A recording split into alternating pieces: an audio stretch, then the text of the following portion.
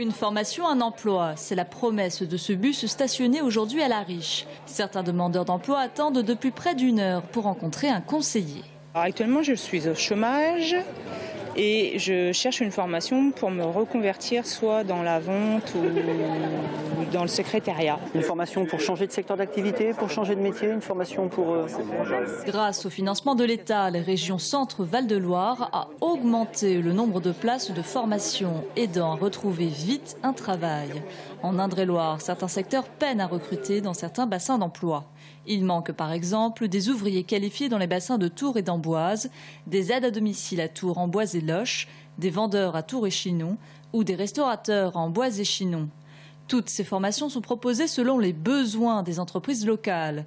Une formule gagnante pour la région. Tous les ans, on demande à nos stagiaires ce qu'ils sont devenus. Donc on sait très bien qu'on a des taux de réussite qui sont évidemment en fonction des métiers, fonction aussi du niveau de qualification.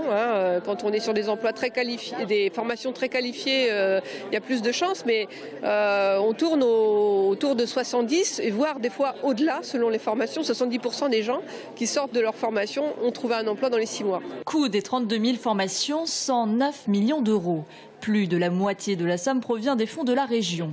L'État y a participé à la hauteur de 35 millions d'euros.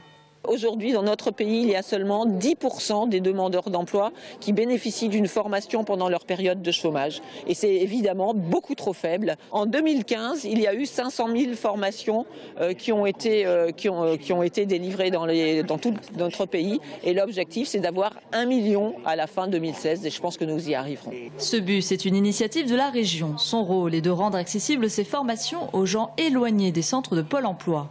Environ 10 000 places sont encore disponibles. Prochain arrêt du bus, demain à Mont, puis vendredi à Amboise.